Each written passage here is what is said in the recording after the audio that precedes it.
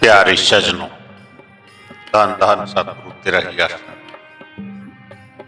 आज आपको संत मत की कड़ी में परम संत छठो मस्ताना जी की सब शब्दों का सार पुस्तक के नुक्ता नंबर 119 को सुनाते हैं। जरा ध्यान से सुने। नुक्ता नंबर 119। देखो, पारा ऋषि ने 80,000 वर्ष तक तप किया।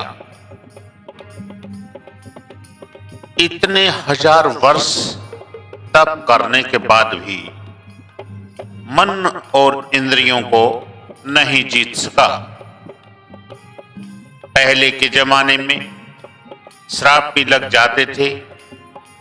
उसकी स्त्री ने श्राप दे दिया था कि वो हमारे पास क्यों आएगा, वो अपनी बेटी से भोग करेगा। उसी के कामदेव से मच्छोंद्री पैदा हुई और कई साल बाद में पारा ऋषि ने समुद्र के ऊपर मच्छोंद्री से भोग किया तो वेद व्यास लड़का पैदा हुआ। किसी समय में फिर ऋषि उनको मिला तो पारा ऋषि वेद व्यास को कहने लगा कि तुम कौन हो। तब वेद व्यास कहने लगा कि उसी की मच्छोंद्री, उसी का वेद व्यास, कहो ऋषि जी, तुम्हें नाना कहूं या बाप। फिर ऋषि जी की आंखें खुली। तब उसने बड़ा अफसोस किया कि मेरा इतने वर्ष का तप व्यर्थ चला गया। उसी समय उसने समुद्र में डूबकर अपने प्राण खत्म कर दिए। अब बंदे को सोचना चाहिए कि बिना सतगुरु की मेहर के बिना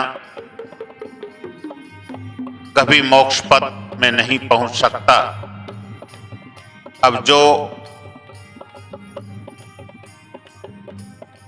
खड़ा तप कर रहे हैं,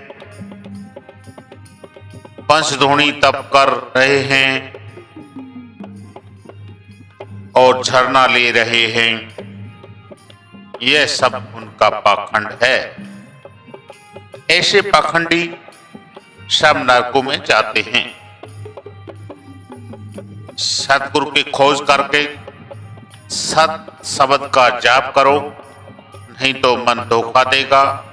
धन धन सतगुरु जी तेरा ही आशीर्वाद। प्यारे सजनों, कई जगह अन्य शास्त्रों में पारा ऋषि को पाराशर ऋषि भी कहा गया है। वह मच्छोंद्री को मत्स्यगंध सत्यवती या सत्यवती भी कहा गया है। इस नुक्ते में परम पूज्य परम संत छठो मस्ताना जी का जीव को चेतावनी देते हुए मार्गदर्शन करने का उद्देश्य रहा है। परंतु पूरी कथा तो बहुत बड़ी है।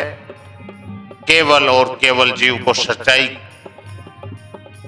से अवगत करा के हीरे से जन्म को पाखंड से निकालकर सत मार्ग पर चलकर जीवन उतार ही मुख्य उद्देश्य रहा है। धन धन सतगुरु तेरा ही आशीर्वाद।